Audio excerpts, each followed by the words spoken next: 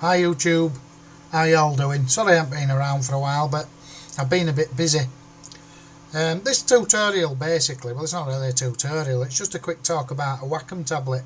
It's a Wacom Bamboo Pen Touch. I think it cost me 70 quid. I've had it a while really and I haven't really used it because I hadn't really known how to use it, but anyway, a friend of mine come round the other day and showed me a few little tips and tricks which has made it more interesting and more exciting for me to use, and I just thought I'd share them with you guys and girls, even if you've got, maybe you might have bought one and think, oh, I don't really like it too much, I can't get used to it, or maybe you ain't got one at all and I can just show you a few little features. Now, this is a shot that I did the other day. It's just of a young lass that I know like. I wanted to go out and mess around with a reflector. I've had a reflector for a long time, I'll be honest with you, and I've not really used it that much, but I just wanted to have a little play with it instead of flash, because as you know that most of my gig is to use flash. I like to use flash a lot, so I thought I'd go out. I did take my flash and an umbrella. I'd go out and I'd use a reflector. Anyway, this isn't really a tutorial about a reflector, but I am going to do one on a reflector because I was that excited at the results. This shot here was taken with a 50mm Sigma at f2, and it was taken in a wood, so it was really dark. I was walking down a path, I looked to my right, I seen some nice sun coming through the trees behind the model. Well, not model, just the lass, but I'll call her the model for the sake of the video. Her name was Vanya, by the way, and I thought, right, I'll use the sun as a kicker light on her hair. As you can see, I've got nice sun there, but the sun was quite powerful, to be honest with you. And then my son stood, you can see the catch light just in her eyes like. In fact, let me zoom in on that. Not that it really matters, but you can see a little catch light. You can even see me in the eyes. Anyway, I used a reflector for this shot, and really, I mean, I took loads of shots, but this is one of my favourite shots. The pose isn't brilliant, but the lighting's really nice. So anyway, the reflector review and using a reflector and stuff like that will come later, because I did find out that actually using a reflector is not as easy as saying, oh, you just do this. You've got to get it in certain positions and feather it, and there's a little technique to using it. But anyway, on to this Wacom tablet that I've got for 70 quid. A new feature, well, not a new feature, but a feature that I found to, in fact, let me just see if I can make a new document. First of all, just to show you. New, untitled, white. I'm actually using it now, so if I'm actually going a bit slow, I apologise. Make the brush a bit smaller. Right, one of the features, I mean, I used to just let me press the D key and paint it black. Like you can see now, I'm starting to rub. Then if I press harder, I'm now starting to, and then I'll go back gentle again, really gentle now. I'm pressing harder, really hard on the tablet now. Right, let me just go check some. I don't know if I've got some. Oh, it's because I'm zoomed in, it's only a little document, isn't it? That's why. So basically that's what happens, but mine never used to act like that. You've got your pen pressure sensitivity here. Ah, yeah, that's it. I didn't have a setting on. As you can see, so you can rub really. What this is doing now, when I rub gently, you can see how it's smaller. Then I rub harder, and not only is it getting more opacity, it's getting bigger to the size of the brush. So let's Command Z. Can I revert this? Oops, keep going back to my mouse, sorry. It's just a bit. Revert, where are we? So I can't revert it. Alright then. Edit, undo, edit. Step backwards, edit. Step backwards. I wonder why it won't let me revert, that's strange. I'll tell you what, let's just flip the brush and I'll actually paint in white. So yeah, so that's another setting. But I used to just use that setting there, that you can, this top one here. I know about this. This is Photoshop CS5. This turns on your press sensitivity. Without that, it don't seem to work as good. Let me just brush all this back out, thank you. Right, let's flip the brush colour now, and I'm going to make it a little bit smaller, and I'll zoom in a bit. Right, this is another menu here in the brush tool. This is a normal brush tool. If you click this, and you click this transfer here, can you see the two settings? You've got pen pressure, and that's for the opacity jitter, and for the opacity and the, for the flow. And now, I never used to have these turned on. I didn't know about these options, but now they're turned on. They're for the opacity and the flow. And what they do is they basically enable it. If I turn them off, if I touch it with my mouse, I'm going to click with my mouse now. Can you see how it's just done that? There's no in between. Let's go Command Z. Command Z.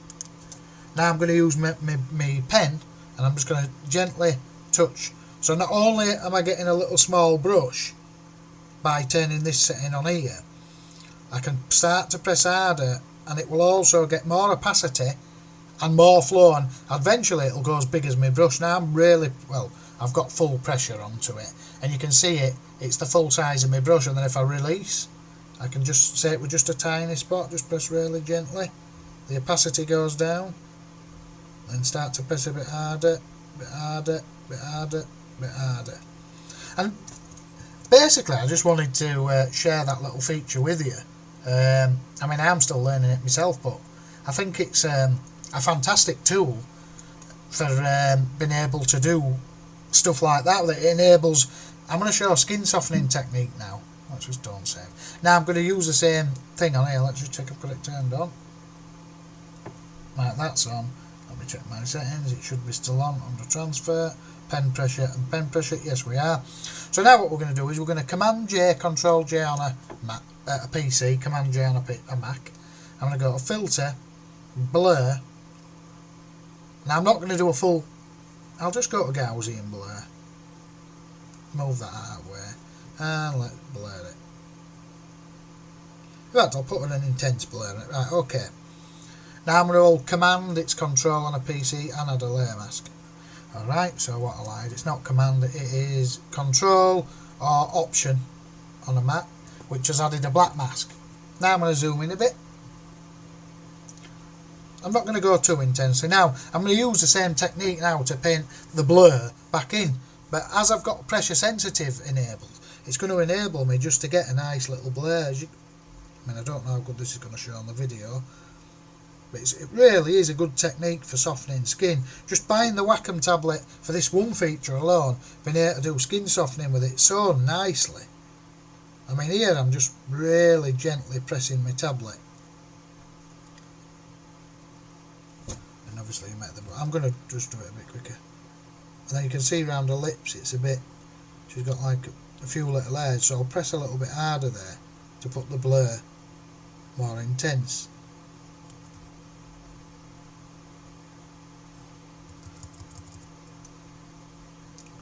Do a bit around the eyes.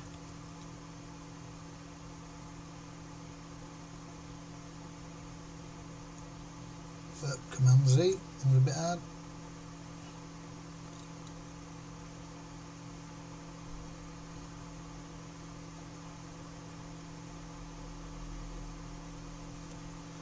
Okay, I won't bother doing the neck too much.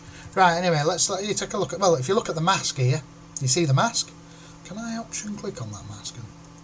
Yes, there you can see what I've done by being able to use that pressure sensitive tablet, which was only so cheap. So if we turn it on, off, on, sorry, off, on, off, on, you can see it wants a little bit more around her area.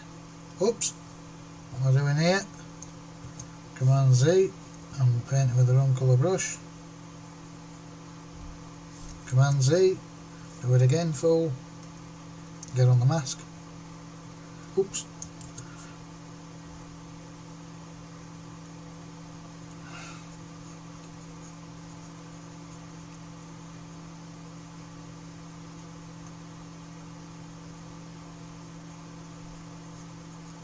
So you can really see off, on, off, on, off, on. There's one example. I mean, I wouldn't really soften the skin on this, but there's an example of having a cheap pen and a tablet, how quick you can add a blur on. If you try doing that with a mouse, as soon as you click, I mean, well, I'll go to my mouse, watch. I'm going to click my mouse now, and I'm going to wipe up. Hang on. Sorry, let me change the mask. I'll click with my mouse, and there, can you see that? Watch, Command Z. Mouse on, mouse off, mouse on, mouse off. You can't get that precise nowhere near that same thing. Now, my point is, I've known that this tablet can do that for a while. I've not really used it because I didn't know about those extra settings, how you can make your pen and your brush react with it. And now I do. I really, really like it. Now, I'm going to show you another technique which involves, look at me going for my mouse again. Sorry, it's just habit. Right, Command J. I'm going to make a copy of the background layer and I'm going to put it to the top. Let me just check that I've done this right.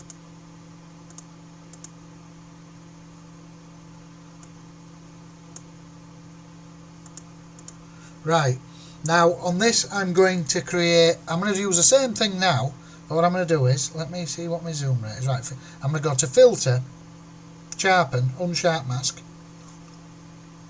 and I'm going to go something, well, yeah, let's really go up for the sake of the video, because I know it looks quality when I encode it. Right, so there you go. If we go off, on, off, you must be able to see that. Let me zoom in one more, sorry. Right. So we'll go off, on, watch those eyes.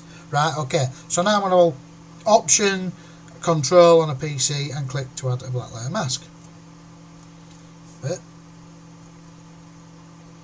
And there you go. So we've hid the mask in again.